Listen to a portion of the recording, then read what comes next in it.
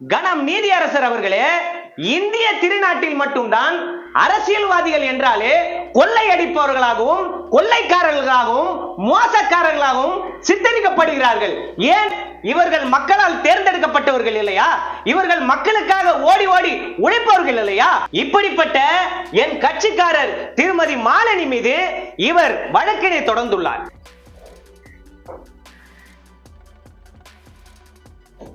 கணம் நீதிபதி அவர்களே, இந்த வழக்கினை தொடர்ந்த இவர் எனது கட்சிக்காரர் இல்லத்திற்கு தினசரி சென்று பணத்தினை கேட்டு தொந்தரவு செய்துள்ளார்.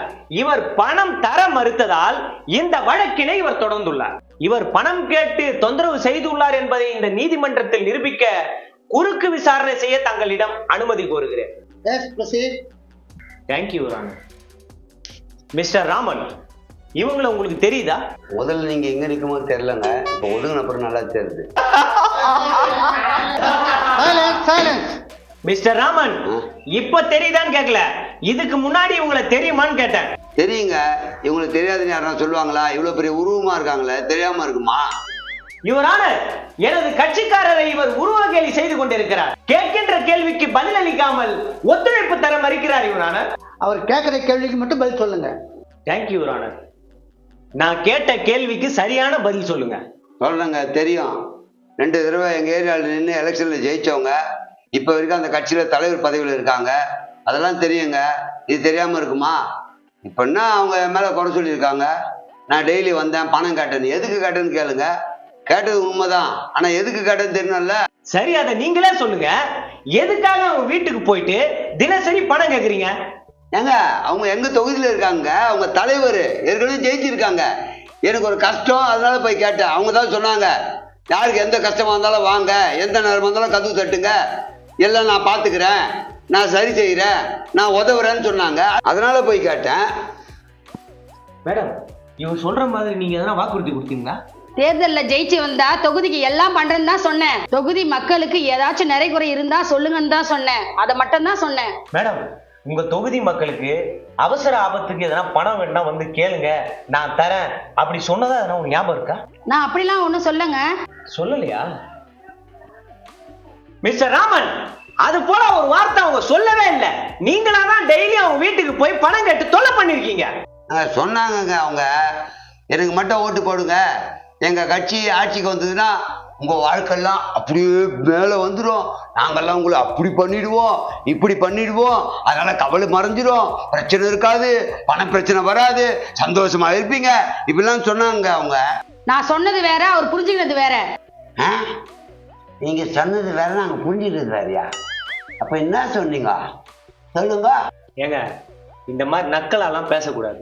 சரி, இப்ப கரெக்டா கேக்குறேங்க. நீங்க என்ன சொன்னீங்க, நாங்க என்ன புரிஞ்சுக்கிட்டோம் சொல்லுங்க. நாங்கள் ஜெயிச்சு ஆட்சிக்கு வந்தால் நாட்டை உயர்த்துவோம், அது மூலமா மக்கள் உயர்வார்கள் என்று சொன்னேன். நம்ம திடீர்னு தூய தமிழ்ல பேசுறாங்க. மிஸ்டர் ராமன், அவங்க அப்படிதான் சொல்லியிருக்காங்க. தனிப்பட்ட உங்களை முன்னேற்றுவோன்னு அவங்க எங்கேயுமே சொல்லல. ஏங்க, நாட்டை உயர்த்தினா நான் உயர்ந்துருவேன்னு சொன்னாங்க இல்ல? ஆமா, அப்படி சொன்னாங்க. அப்ப நாட்டை உயர்த்திட்டாங்களா இல்ல உயர்த்தவே இல்லையா? பல விதத்துல இந்த நாட்டை உயர்த்திருக்காங்க. சொல்றேன். இங்க சொல்றேன், அங்க போறாரு. மேடம், நம்ம நாடு எந்தெந்த துறையில முன்னேறிருக்கு அதை எடுத்து சொல்லுங்க. நீ தான் தைரியமான ஆளா? சொல்லு, இப்ப சொல்லு. சொல்றேன். நானும் புள்ளி விபரத்தோட தான் வந்திருக்கேன். உலக நாட்டிலேயே நம்ம இந்தியா பொருளாதாரத்துல 5வது இடமா இருக்குது. உலக நாட்டிலேயே நம்ம இந்தியா பாதுகாப்புல 4வது இடமா இருக்குது. உலக நாட்டிலேயே நம்ம இந்தியா தீவிரவாதத்தை கண்ட்ரோல் பண்றதுல 14வது இடமா இருக்குது.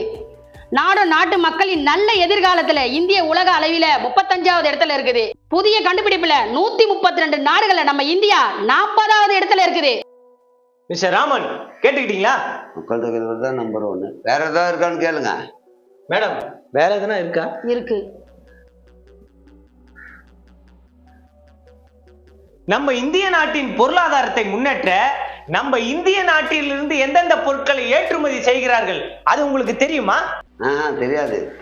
தெரிஞ்சா சொல்லுங்க, நான் கேட்டுக்கிறேன். மேடம், அவருக்கு எடுத்து சொல்லுங்க. லெதர், பெட்ரோலிய பொருட்கள், நகைகள், நவரத்ன கற்கள். லிஸ்ட்ல இன்னும் இருக்கா? ராஜி, உன்ன சும்மா இருப்பா. மேடம், நீங்க சொல்லுங்க. இயந்திர மற்றும் வாகன உதிரி பாகங்கள், மருத்துவ பொருட்கள், பாலிலான பொருட்கள், கைத்தறி மற்றும் பருத்தி பொருட்கள், தானியங்கள் இவையெல்லாம் நம் இந்தியாவிலிருந்து ஏற்றுமதி ஆகின்றன. மீதி விட்டுட்டீங்களே, மீன் வகைகள், பழ வகைகள், காய் வகைகள் இதெல்லாம் கூட இருக்க. அதெல்லாம் சரி, விவசாயத்துல கூட 2வது இடத்துல இருக்கு, ஒத்துக்கிறேன். நான் கேட்ட கேள்விக்கு இது பதில் கிடையாது. நீங்க கேட்ட கேள்விக்கு பதில் கிடையாதா? என்ன ராமன் சொல்ல வரீங்க? ஆமா வக்கீலையா, நான் என்ன கேட்டேன், தனி மனிதன் வாழ்க்கை முன்னேறி இருக்கா அப்படின்னு கேட்டேன். அவங்க சொல்றது இந்த நாட்டினுடைய முன்னேற்றத்தை பத்தி தான் சொல்லியிருக்காங்க.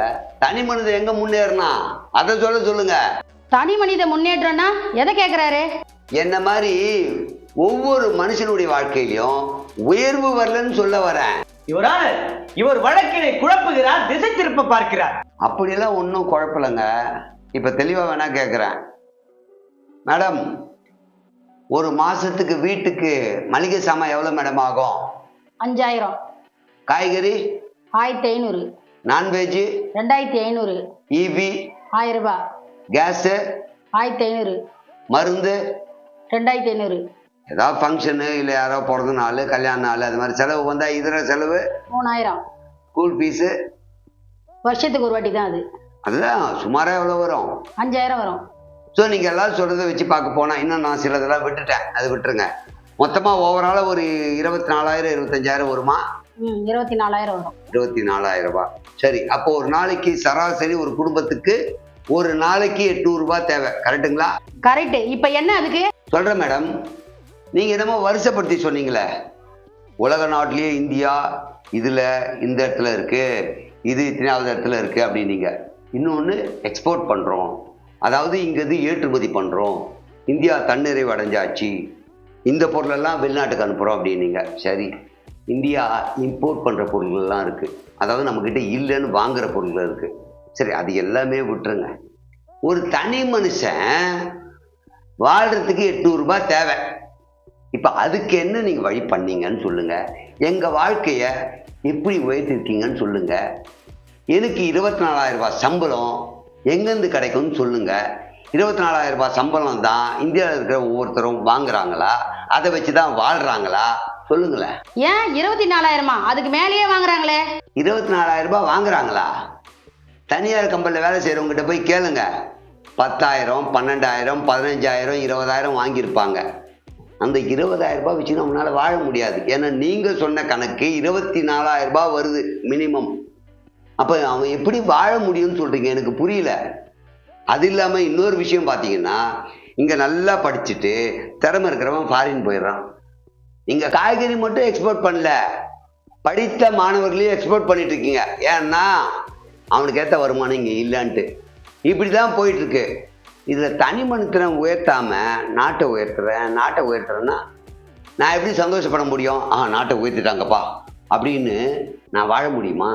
நாட்டை உயர்த்துங்க, வேணாம்னு சொல்ல. அதே நேரத்தில் இண்டிவிஜுவலாக ஒவ்வொருத்தனையும் நீங்கள் உயர்த்த வேண்டியது உங்களுடைய கடமை. அது செய்யாமல் நாட்டை மட்டுமே உயர்த்தி எந்த பிரயோஜனமும் இல்லை. உலக நாடோடு போட்டி போடணும் தான் நம்ம நாடு தலைமிருந்து நிற்கணும், அதிலெல்லாம் எனக்கும் ஈடுபாடு இருக்குது. ஆனால் இண்டிவிஜுவலாக ஒவ்வொரு மனுஷனும் தலை நிமிர்ந்து நடக்கணும். அவங்களுடைய பிரச்சனை என்ன, அந்த பிரச்சனையை எப்படி தீர்த்து வைக்கலாம் அப்படின்னு அதை யோசிக்கணும். அதனால தான் உங்கள் வீட்டாண்ட என் கடனோ இஎம்ஐ எனக்கு இருக்கிற பிரச்சனையெல்லாம் சொன்னேன். நான் எவ்வளோ தரமா சம்பளம் வாங்குறேன்? 13,000 ரூபாய். நீங்கள் சொன்ன கணக்குப்படி மாதம் எனக்கு ஒரு 10,000 to 15,000 ரூபாய் துண்டு விழுது. இதை கடன் வாங்கிடுறேன், வட்டி கட்ட முடியல, அப்புறம் நடுத்தரில் நிற்கிறேன், சிலர் தூக்கு மாட்டின்னு சாவுறாங்க. நீங்கள் ஒவ்வொரு மனுஷனையும் பாருங்கள், அவன் வாழ்கிறதுக்கு என்ன வழின்னு பாருங்கள். நாட்டை முன்னேற்றுறேன்ட்டு எங்களை கஷ்டப்படுத்தினா எப்படி மேடம்? அதுக்காக தான் உலக நாட்டில் நம்ம கடன் வாங்குறோம், அந்நிய நாட்டு முதலீட்டை இங்கே கொண்டு வரோம். நீங்கள் உலக நாட்டிலேருந்து கடன் வாங்குங்க, வாங்காமல் போங்க. அந்நிய நாட்டு முதலீட்டை இங்கே கொண்டு வராமல் போங்க. அதெல்லாம் எனக்கு தேவையில்லை. எனக்கு வேண்டியது என் வாழ்க்கை, என்ன மாதிரி இருக்கிறவங்க அவங்க அன்றாட வாழ்க்கை பாதிக்காமல் இருக்கிறதுக்கு நீங்கள் என்ன பண்ணுறீங்க, என்ன பண்ண போகிறீங்க, அதை மட்டும் சொல்லுங்கள். இது ஒரு ஆள் எடுக்க வேண்டிய முடிவோ இல்லை என் கட்சி எடுக்க வேண்டிய முடிவோ இல்லை. இது நம்ம நாட்டு பொருளாதார வல்லுநர்கள்லாம் பேசி எடுக்க வேண்டிய முடிவு. இந்த வழக்கை வருகின்ற 21ஆம் தேதிக்கு தள்ளி வைக்கிறேன்.